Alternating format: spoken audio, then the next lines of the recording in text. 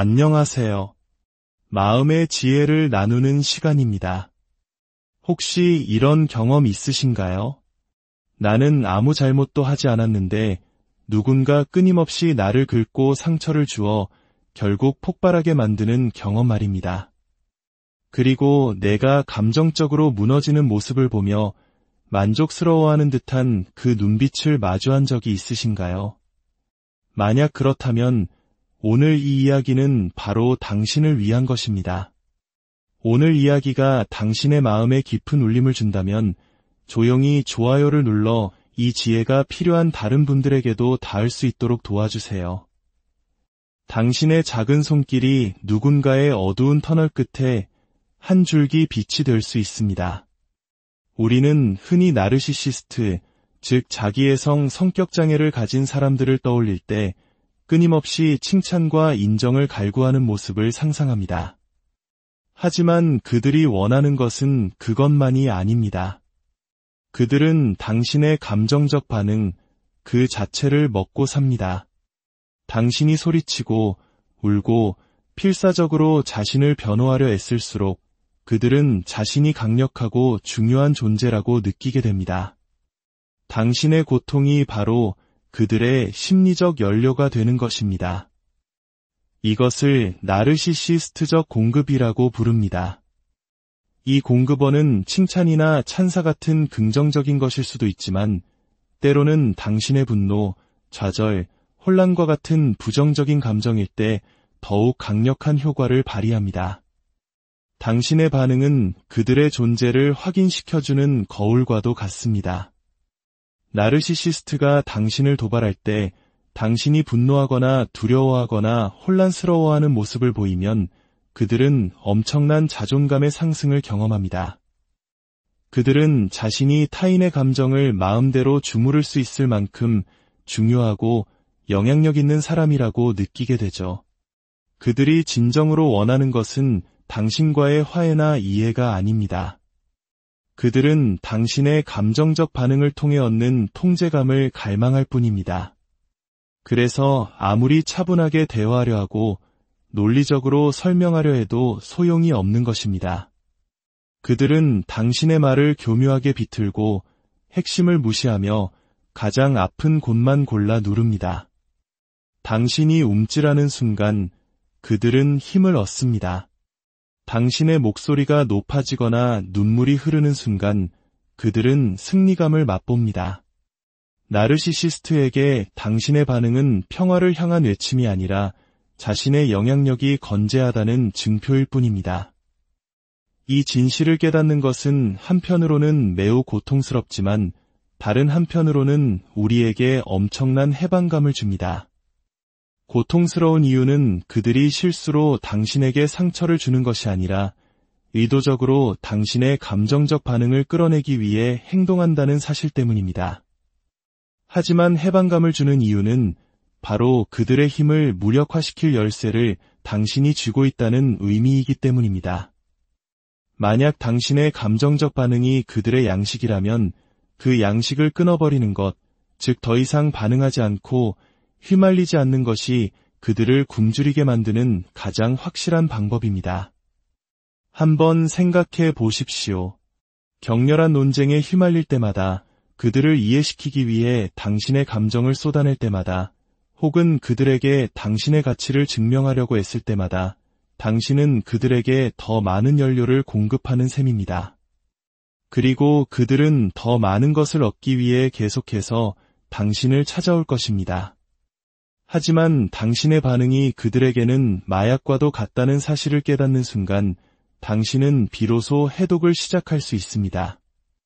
그들을 위한 해독이 아니라 바로 당신 자신을 위한 해독을 말입니다.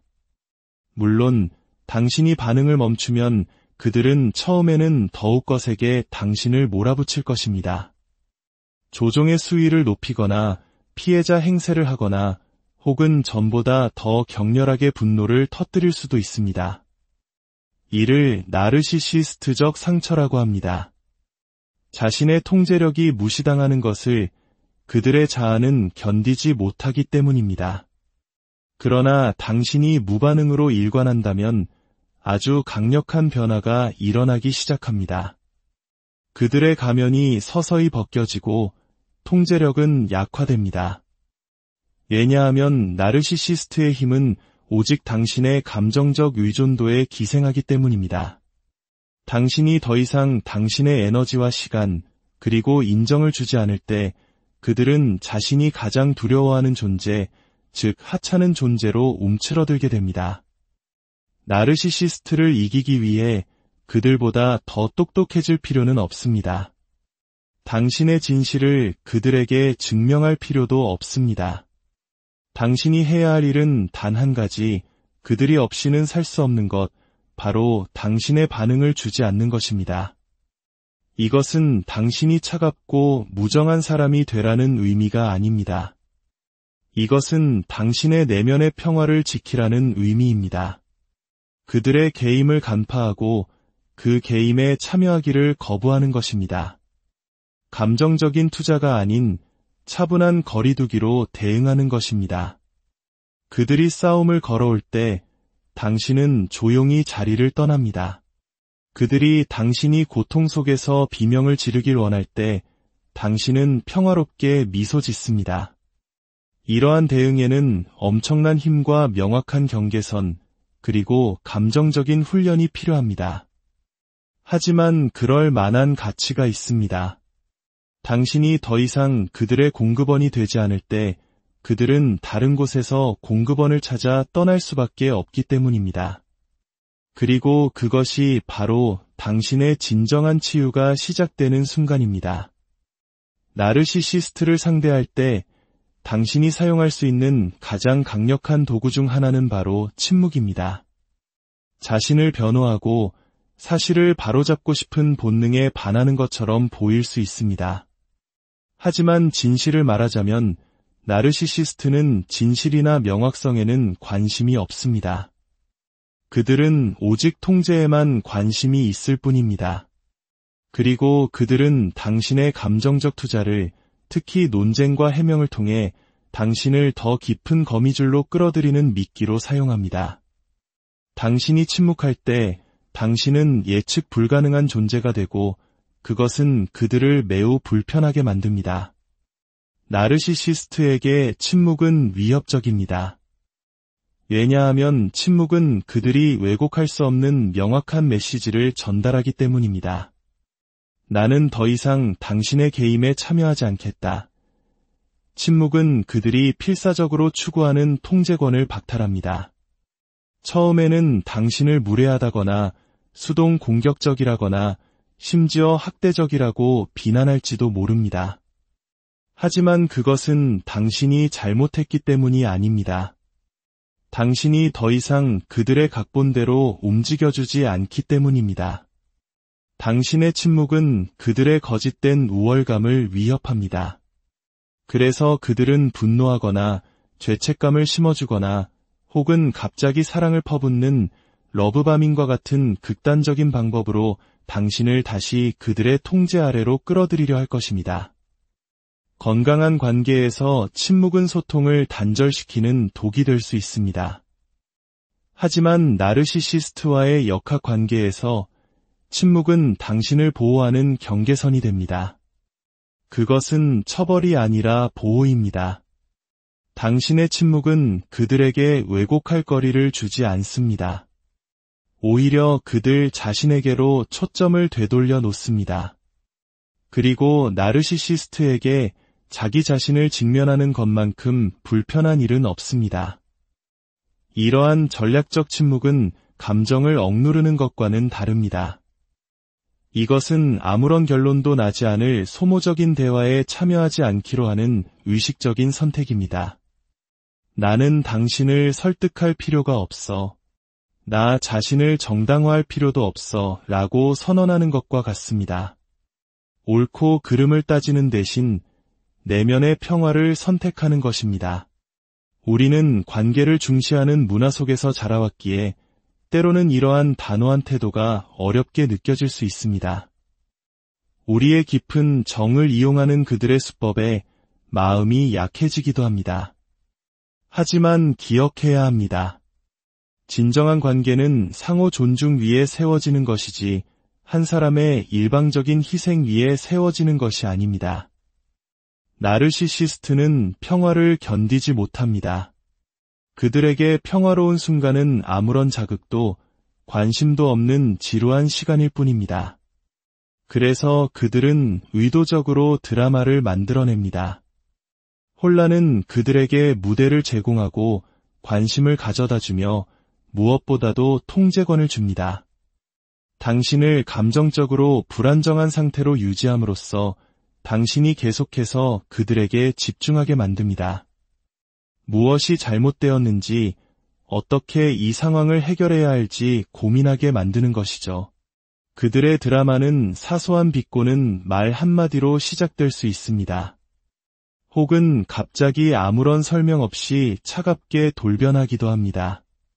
당신이 무슨 일이야? 라고 묻는 순간 그들의 덫에 걸려든 것입니다. 당신이 자신을 방어하고 하지도 않은 일에 대해 사과하고 당신의 의도를 설명하려 애쓰는 동안 그들은 뒤에 편안히 앉아 당신의 혼란과 좌절을 에너지원으로 삼습니다. 이것은 우연이 아닙니다.